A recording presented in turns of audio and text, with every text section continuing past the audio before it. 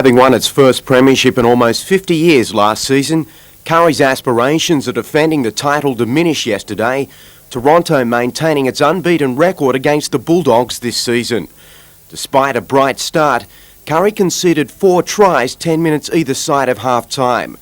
Confident his side can bounce back, captain coach Steve Linnane admitted the Premiers are under immense pressure to perform. The expectations have been high all year and the supporters are right behind us, but you can feel that added pressure.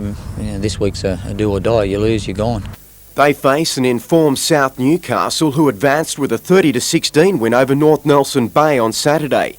Adding to Curry's woes, centre Glenn Messenger is in doubt for the match after sustaining a bad head injury against Toronto. He and Curry have just 4 days to regroup, presenting Linnane with a challenging task. Everybody's a little bit down after yesterday, but you don't get the opportunity very often, to play in a first grade grand final, regardless of what competition it is, and I think that's all the motivation we need. Meanwhile, in the Central Coast competition, the entrants confront Woy Woy in the minor semi-final, while Umina Ettalong play Wyong in the major semi.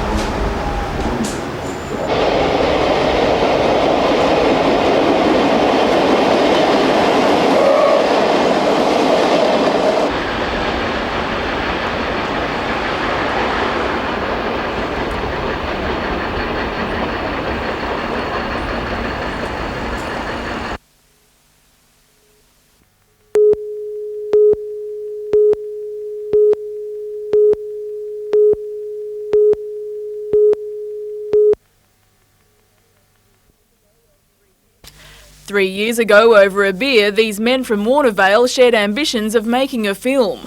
They're hoping to begin to make their dream a reality next month, when shooting starts on their low-budget production.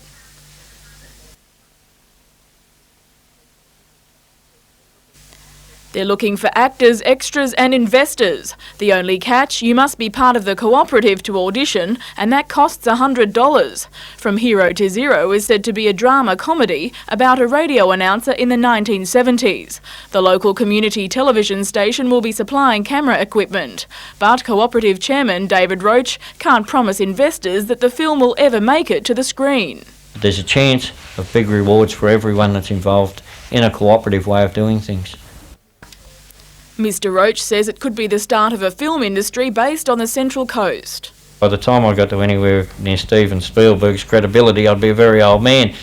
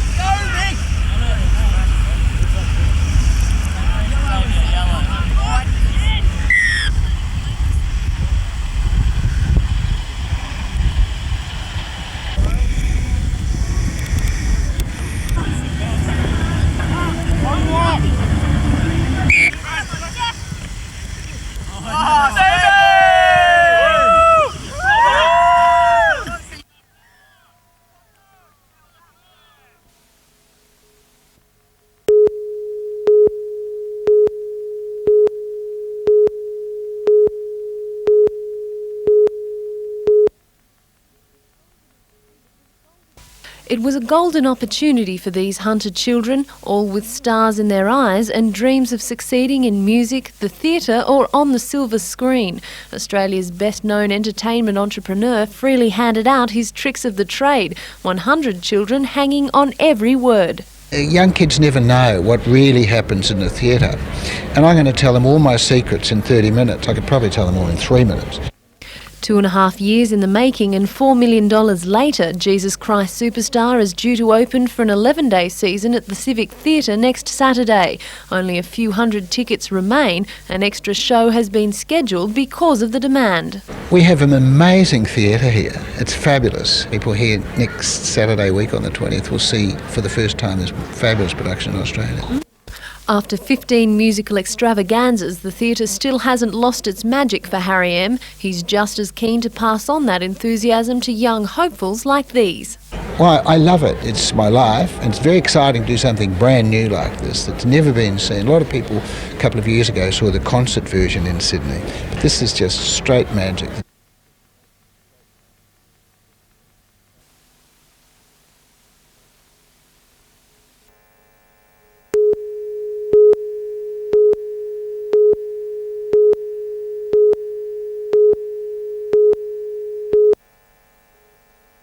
The European Union have significantly different objectives. Critical for stable government because they are the power to dismiss and he puts the election back to the people.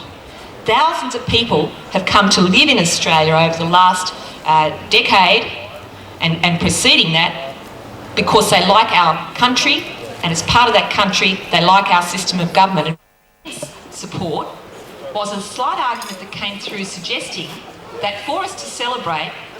That is what underlies the Murdoch press's idea. It's not by making money. It's inherited...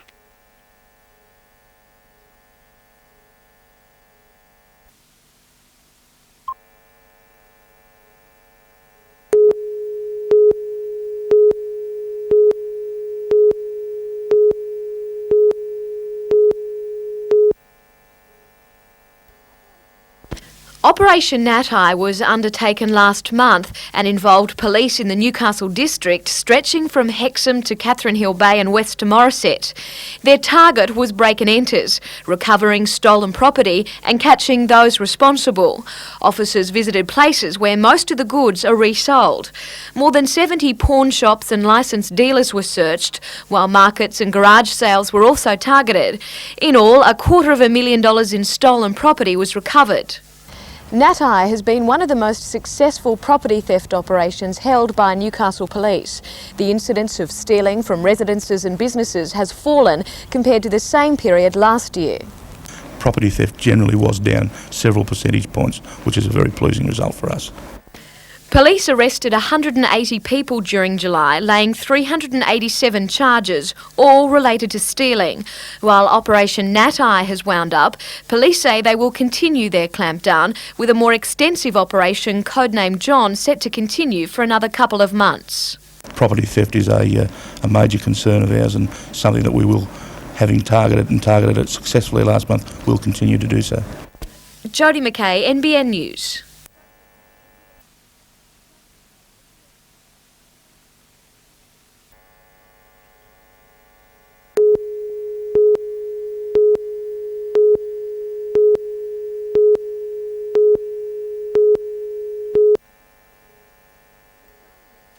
Hassan Mesa is the first victim of the Bosnian Serb war to come to Australia for treatment.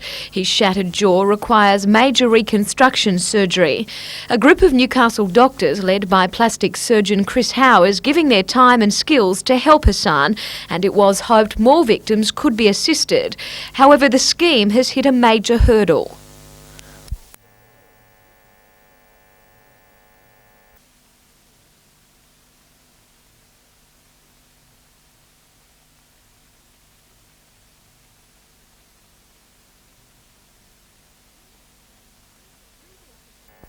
Previous attempts to get federal government support have failed, but Dr. Howe is hopeful.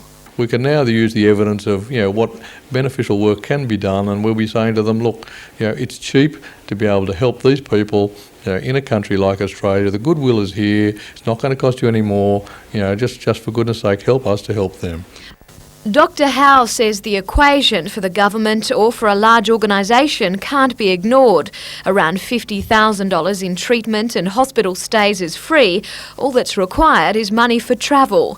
Jodie McKay, NBN News.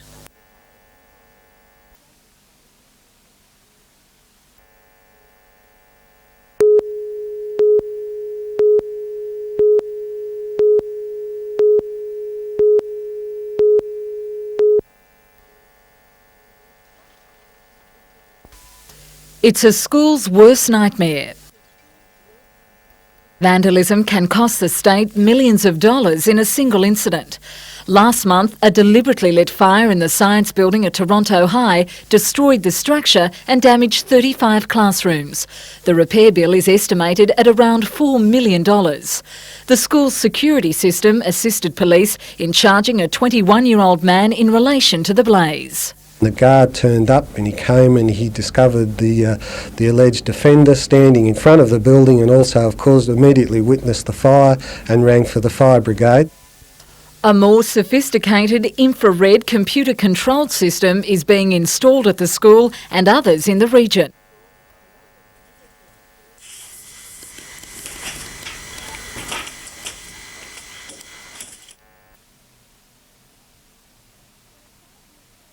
In a 5-year program to reduce vandalism, the Education Department is encouraging schools to increase security measures. One system operating in the Hunter is a roving camera, similar to the red light units used by police. It photographs what goes on. It automatically sets off when an intruder comes into the area. I can assure you it takes a very good photograph which is usable in evidence before a court. Melinda Smith, NBN News.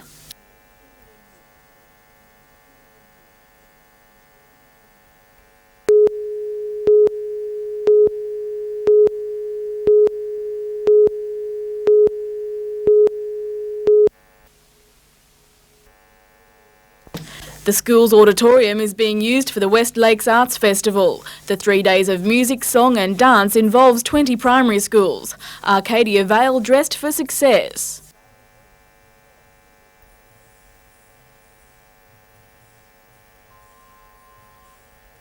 Organisers say the non-competitive display is a positive introduction to the entertainment industry.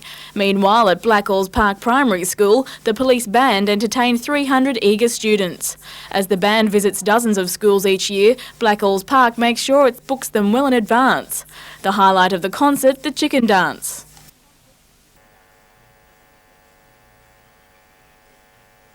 The school's musicians were treated to a jam session with the band members. Tracy Walsh, NBN News.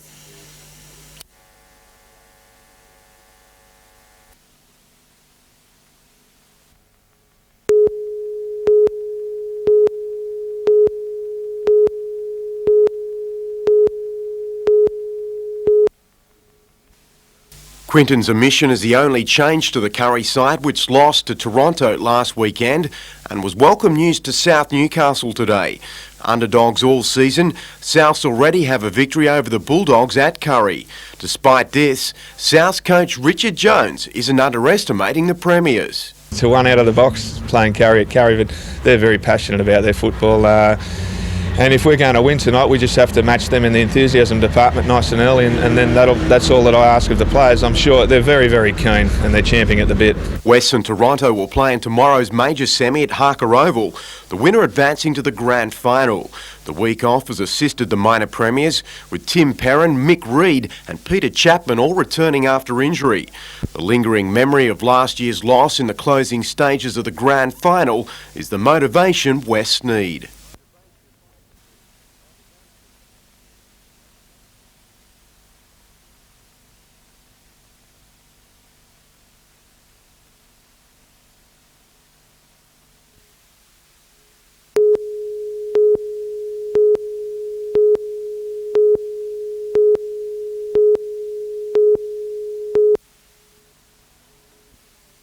Like thousands of boys across Australia, Michael Hanna spent his Saturday morning in fine form on the field. But this time last year, he was fighting another battle in hospital.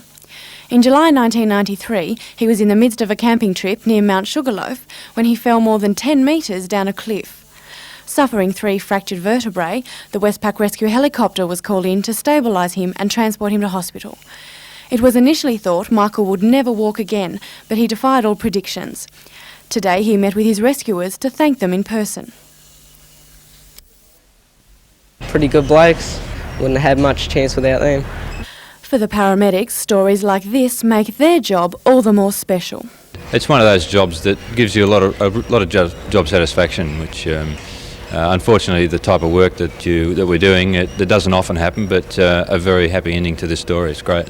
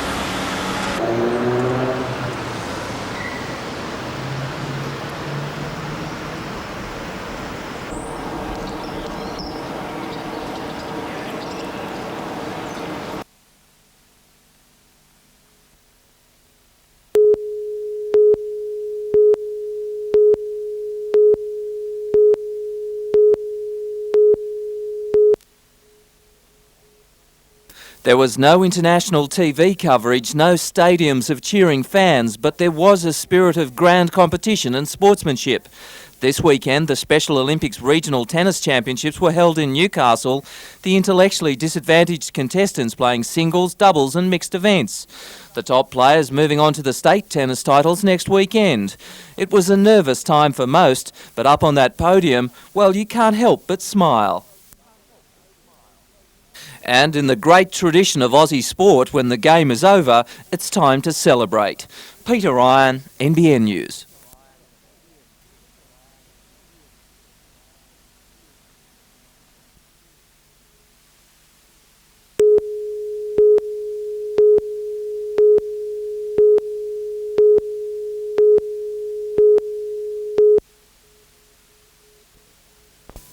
The 700 ironworkers, electricians and metal workers walked off the job on Friday night. The 3 unions have since established a peaceful picket at the entrance to the plant. Inside, service staff are working 12-hour shifts to keep the smelter going, but at a great cost to the company. But the Tomago Smelter Management says it won't bow to the unions. It claims the days of demand or strike are gone. We don't like being on strike either. It's costing our members money, but we come to the stage where we weren't getting anywhere with the company, and the people were that frustrated and disgruntled they thought the only way to do was, under the new legislation, was to notify the company of a dispute. The dispute started over an enterprise bargain agreement gone wrong. The union wanted a flat 10% pay rise. Instead, the company offered a package worth half that. Union members rejected the deal after it was revealed each worker's productivity had increased by an average of 46%. They've already received a 2% rise, but now want the rest, with the union to meet the company on Tuesday. The union says if the company doesn't offer an 8% increase, Tomago will quickly become best known for its picket lines rather than its aluminium. The strike will be continued, I believe, if the company don't come back with an offer close to what we're after, or the 8%. Union members will hold a mass meeting on Thursday to vote on future strike action. Richard O'Leary, NBN News.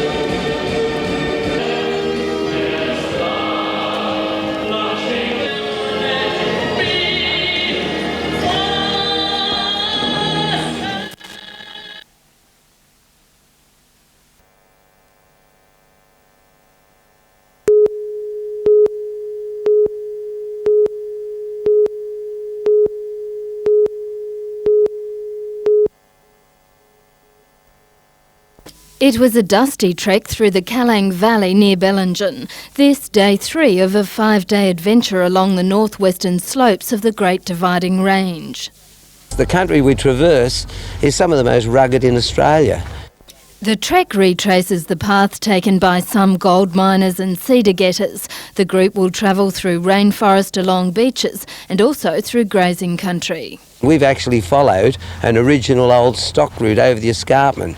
Incredibly steep, incredibly beautiful.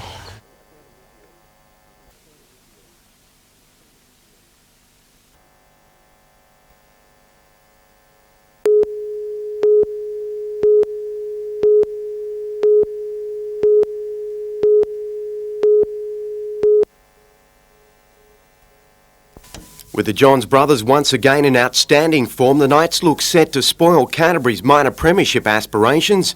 Andrews angled dart an inside ball, giving Adam Muir the opening try of the match. The Knights held their 8-2 lead until 2 minutes before half-time, the strength of Jared McCracken opening the way for Darryl Halligan. Within 6 minutes of the second term, the Bulldogs had raced to an 18-6 lead, Terry Lamb thriving on the ball skills of Jim Dimmick and then Jason Smith.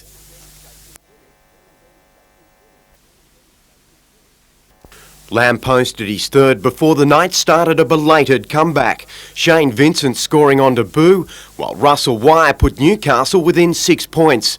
But all hope was gone with McCracken intercepting on the bell. Newcastle hoping nothing further comes from this tackle midway through the second half.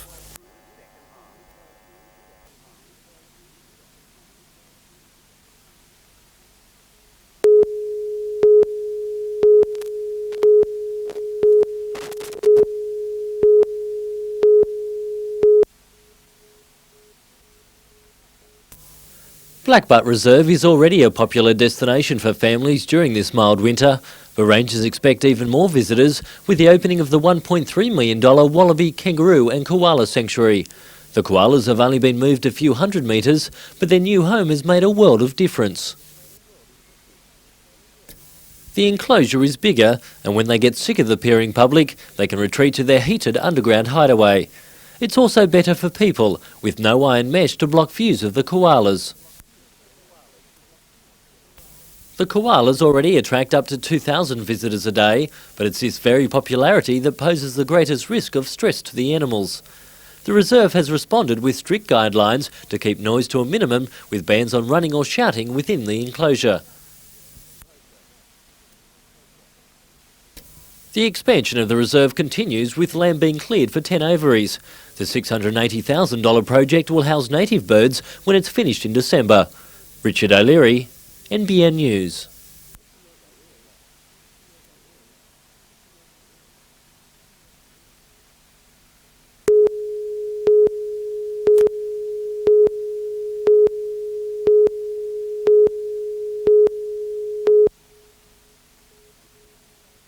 "89-year-old Joshua Smith says he can't remember when he started painting, but he does know why. I wasn't much good at anything else. But as it turns out, he's become not just one of our finest artists, but also one of Australia's best teachers.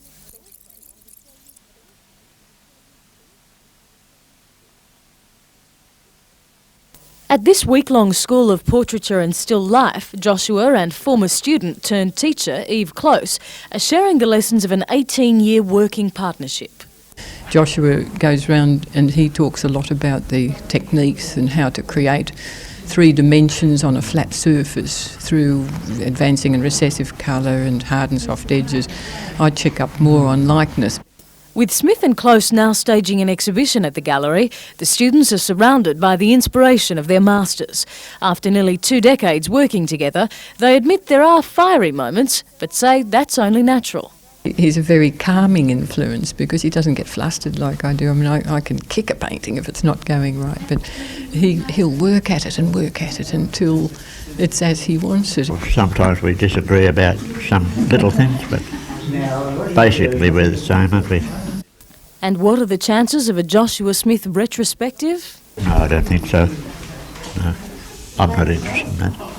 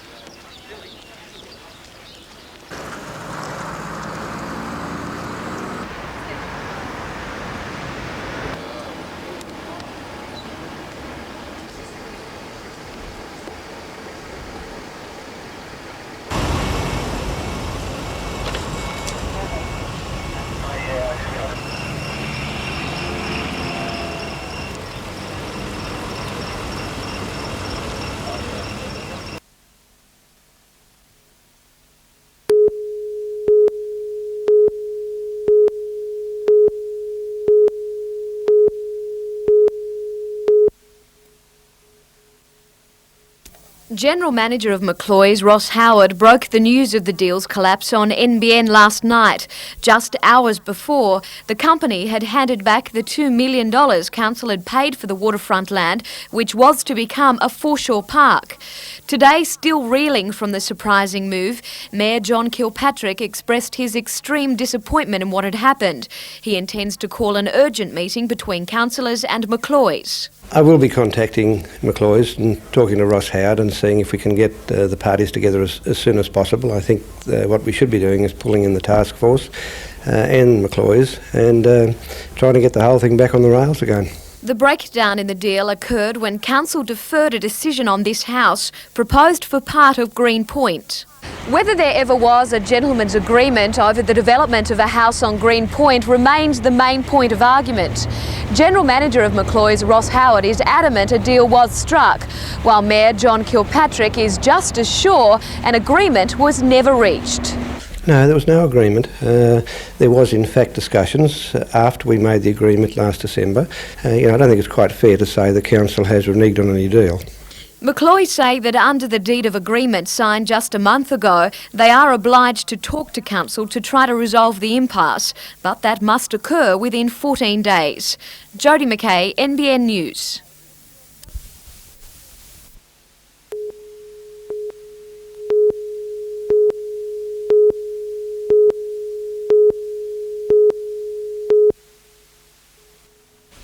Oh, broke a bloke's bloody heart, mate. I don't know what I'm going to do now. I got no boat and it's, broken me blooming heart. Dejected 53-year-old Robert Hunt could only sift through the burnt rubble that was once his boat. The craft that took 6 years and $35,000 to build is now just a charred wreck. It's been the joy of his life for more than a decade. Robert was sealing glue to a laminate panel with a dryer when tragedy struck. The lead on the hairdryer started sparking, so I jumped out of the boat to pull the power lead apart to try and stop the sparking, and I looks around and there she goes. Fire crews doused the blaze, but the damage had been done. Robert Hunt had lost his most prized possession. Insurance will cover only a third of the replacement cost. Richard O'Leary, NBN News.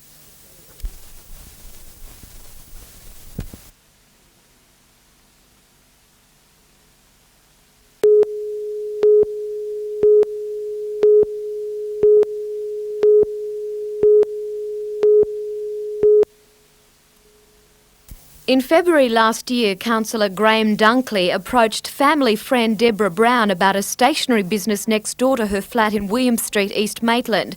At that time, a rezoning application for the site was before Council. Miss Brown told Maitland Court today that Councillor Dunkley had told her a 2-storey warehouse was to be built on the land and that she could object if she wasn't happy. He offered to write a letter of objection for her. Miss Brown said the letter didn't contain her feelings. She signed it but did not mail it and had no intention of doing so. Mr Dunkley, however, signed the letter using her name and gave it to a council officer. It was subsequently published in council papers. Mr Dunkley maintains his actions in signing the letter on Miss Brown's behalf were completely bona fide. Under cross-examination, though, he admitted Miss Brown never gave him permission to do such a thing. Mr Dunkley told the court he wrote the letter because he was concerned for Miss Brown's welfare. However, under cross-examination by prosecutor Greg Thatchers, he admitted that the owners of the stationery business were former employees of his who had taken customer lists and set up in direct competition to his company. It was put to him that he was extremely annoyed at their conduct. He agreed. Shortly after suspicion was raised as to the authorship of the letter, Graham Dunkley resigned as a councillor. Jodie McKay, NBN News.